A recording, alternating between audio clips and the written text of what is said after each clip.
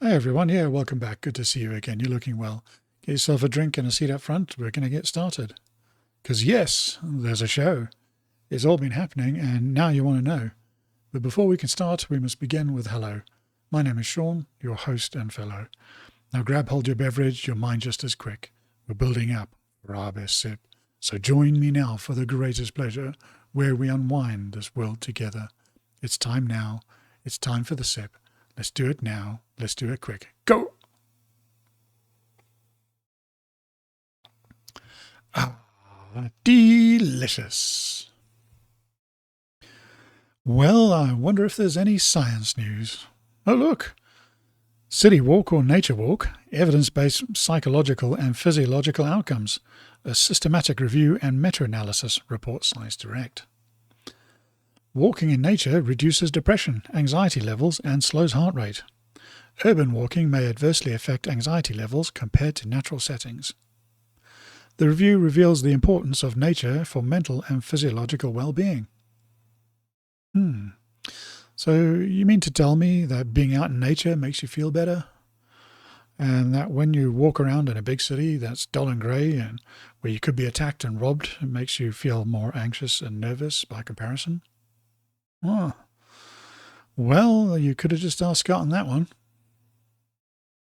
And it is a meta-analysis, so, we know how good those meta-studies are, but I think it's safe to say that this one is probably right.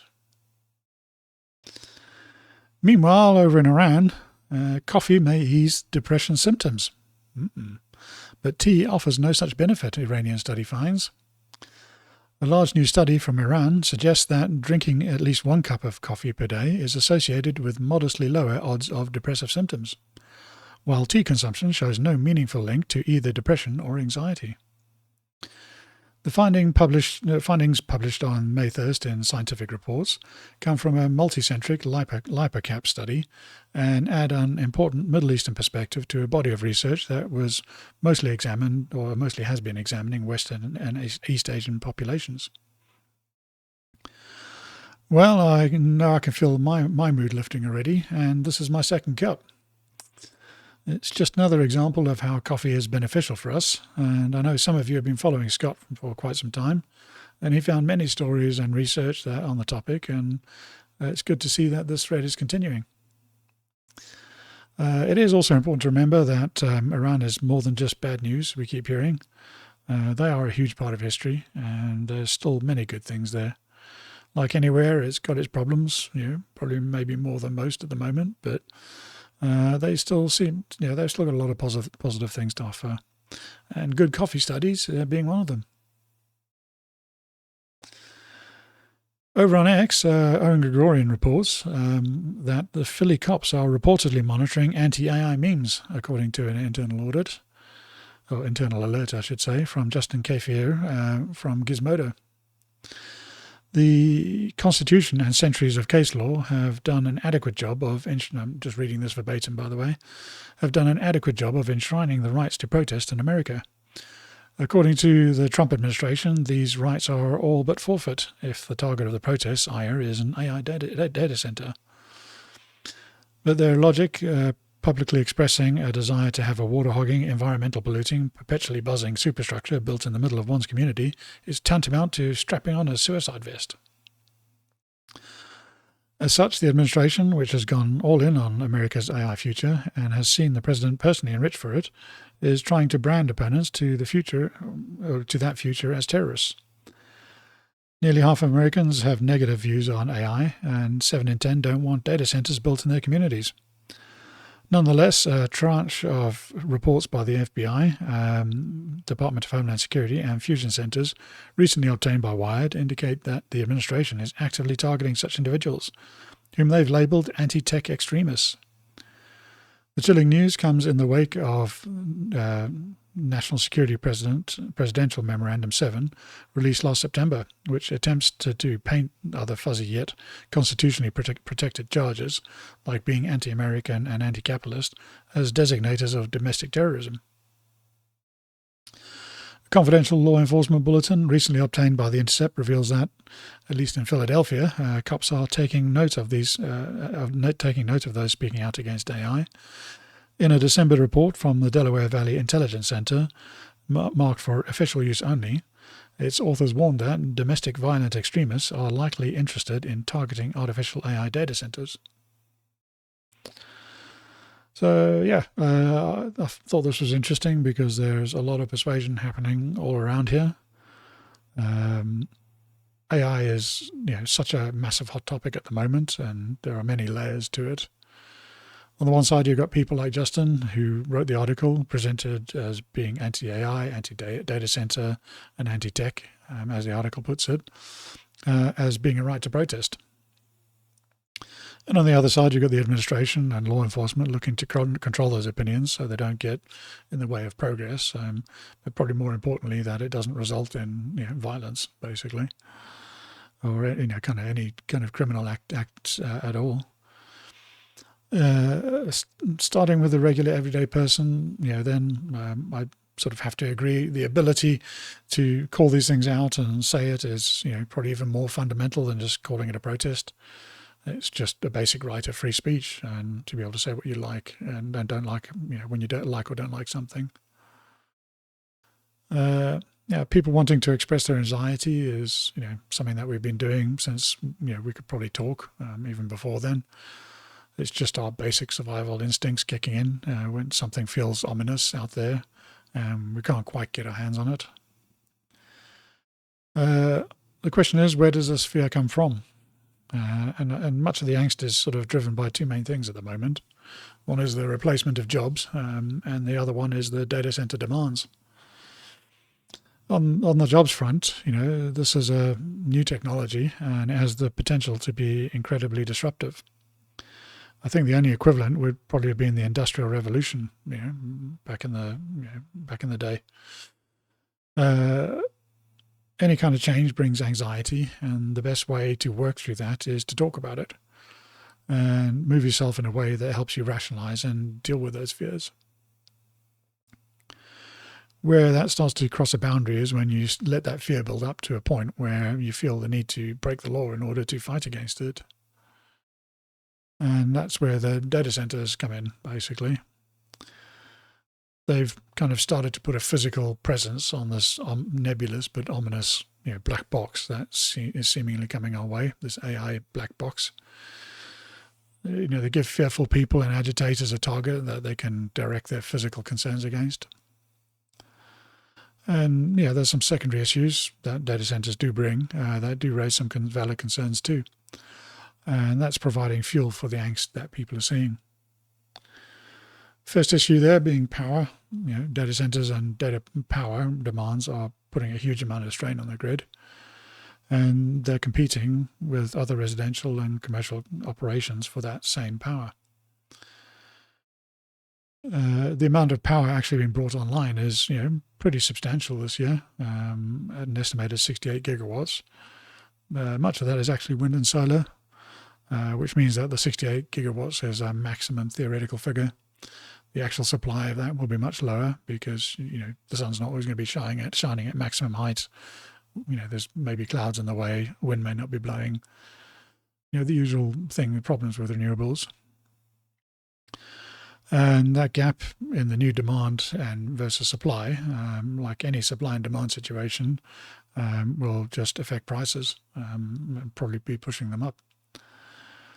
Prices for both the data center and the people that the data is supposed to be serving. And then you kind of get into the water supply issues. So many current data centers use evaporative cooling. So that's where water, once it reaches a certain temperature, it turns to steam, and then they just pump it out of the facility. Especially in like hot climates, they'll tend to do that. It's just much more cost effective for them. And that is somewhat of a real concern, especially in areas that have got supply issues. And finally, there is the noise pollution. Data centers can produce a lot of noise, and having one go up right in your backyard would not be ideal. It would probably have quite an impact on the house prices in the area too. Cooling is essential for data centers to function, so this is definitely a valid concern for anyone who may potentially be living near one because that cooling will probably be running all the time. Despite these problems, the simple fact of the matter is that AI isn't going anywhere. I do think that there are things that can be done to mitigate these issues, though, and it's really everyone's responsibility to try and make it work.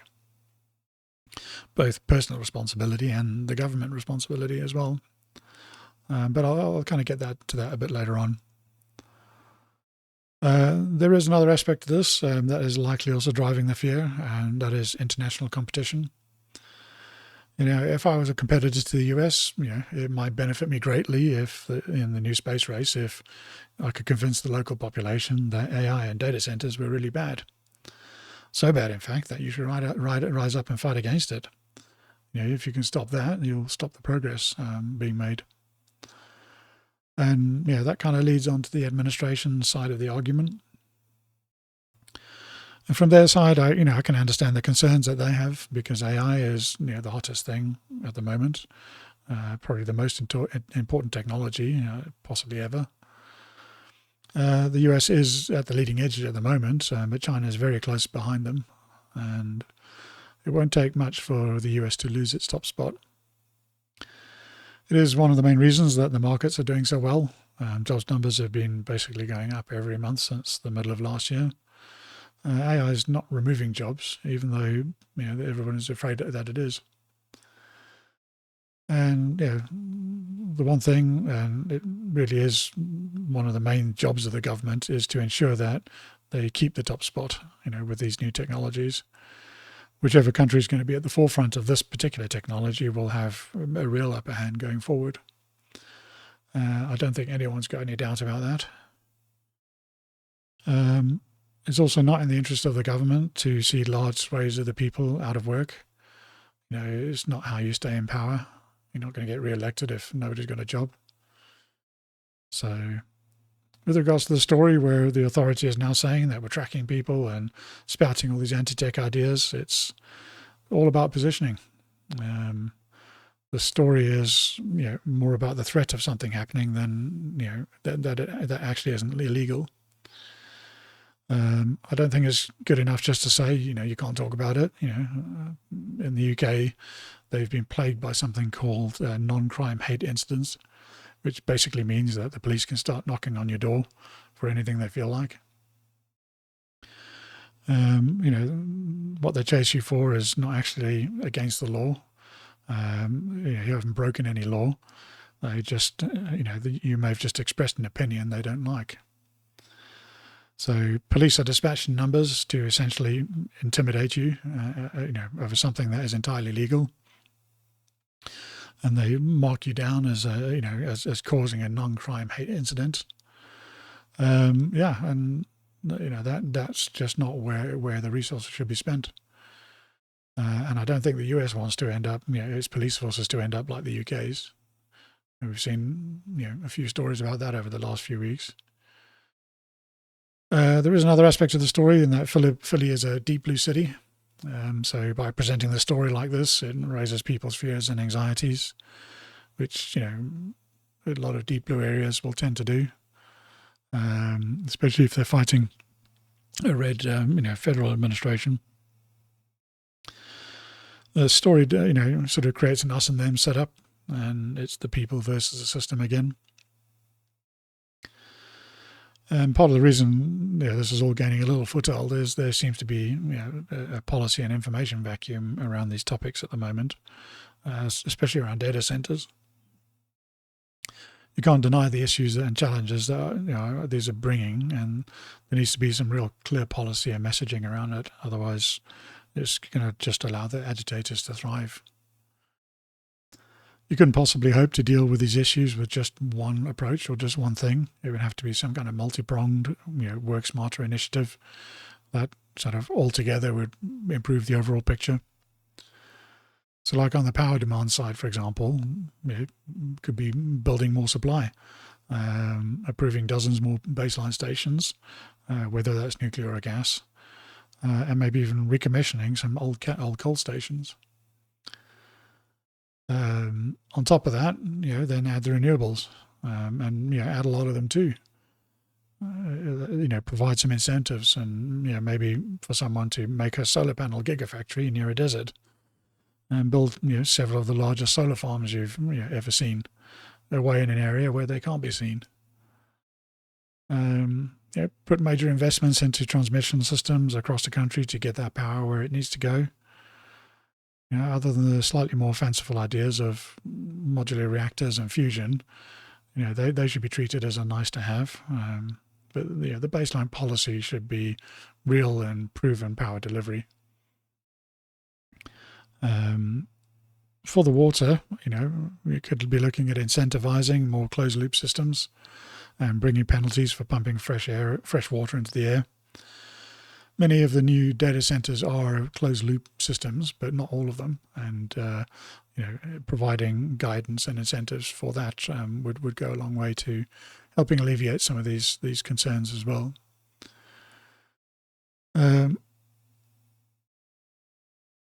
So also maybe considering combined facilities. So imagine the heat from a data center could be used to desalinate seawater. It's more expensive to do, but with the right financial incentives, people would think that the investment would be worth it. You could make them a net producer of fresh water rather than a consumer. And, water is a critical thing for everything. But you turn the message into a positive at that point. And then even just capturing the heat and pumping that to the cities nearby for cheap heating, for housing.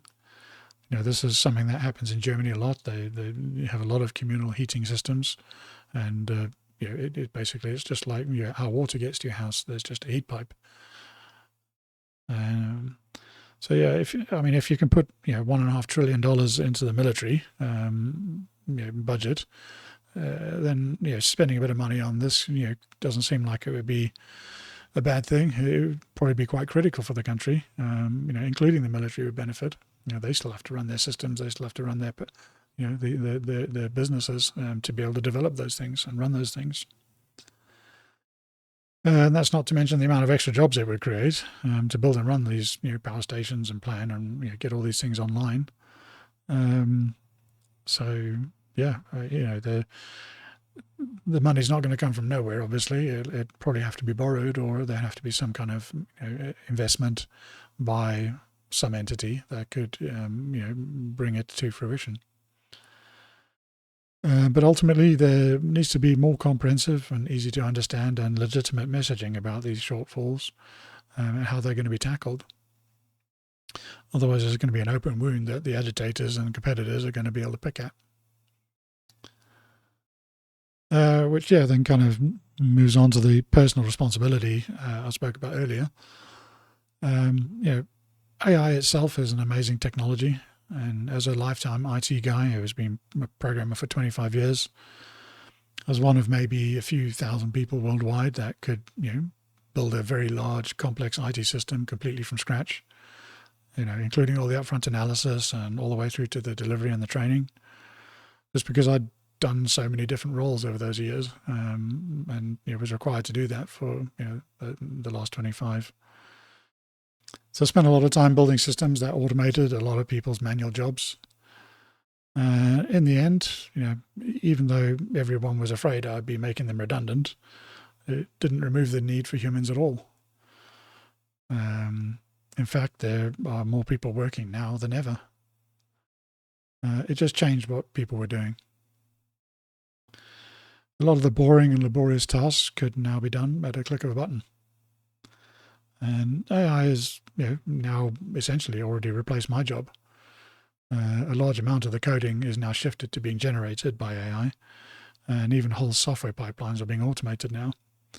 So the 25 years of me honing my skills and craft and can now be done by the click of a button, using a single prompt basically. It's just not completely clean cut like that yet. You do still need IT people to do it at the moment. But that's changing. And everyone should know also about the hallucination problems. So there's still some pitfalls. But if you want something that's not overly complex done, it's more than capable of producing that at the moment.